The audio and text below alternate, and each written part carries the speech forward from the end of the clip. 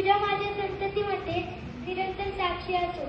आपण दोघांनी परमेश्वराच्या नावाने आनबाग केली आहे. मग तो उठून चालता झाला व योनातान नगरात गेला.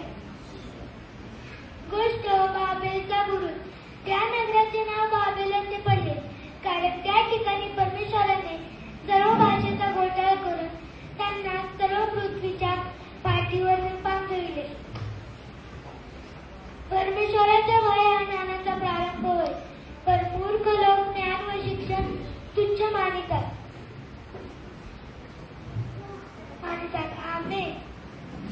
ते मूल मोठे झाले तेव्हा ती त्याला घेऊन फारोच्या मुलीकडे गेली. तो तिचा पुत्र झाला. तिने त्याचे नाव मोशे ठेवले. ती म्हणाली, कारण मी याला पाण्यातून बाहेर काढले. आमेन. त्यांना दाटीमुळे त्याच्या जवळ जाता येईना ते होते म्हणून त्यातले चप्पल त्यांनी उतरून काढले आणि ज्या बाजूवर पक्षघाती दिसला होता ती बाज खाली सोडली. आमेन. त्या चौघा तरुणांना देवाने सर्व विद्यावानी आणि निपुण व प्रवीण केले. दानिएला सर्व दृष्टांत उलगडा करण्यात तरबेज झाला. दानिएला सर्व दृष्टांत उलगडा करण्यात तरबेज झाला. आमेन.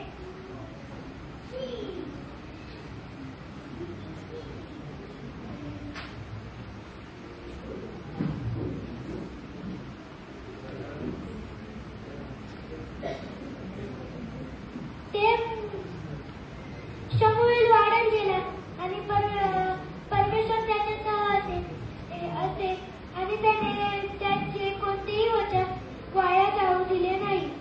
आमेन. पुढे त्या स्त्रीला मुलगा झाला. तिने त्याचे नाव शमशोन ठेवले. शमशोन मोठा झाला आणि परमेश्वराचा आशीर्वाद त्याच्यावर होता. आमेन. ते 7 दिवस व 7 रात्री त्याच्याबरोबर बसले. त्याचे दुःख फार भारी आहे असे समजून कोणी त्याच्याशी एकही शब्द बोलला नाही. आमेन.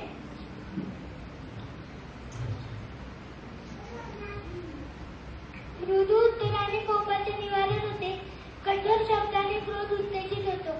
आमेन.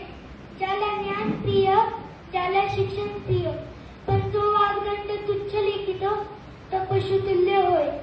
आमेन.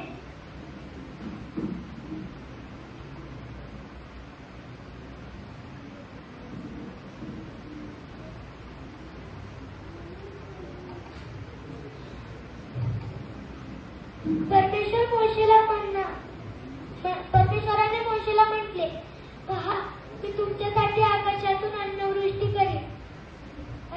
करेन आणि त्यांनी बाहेर जाऊन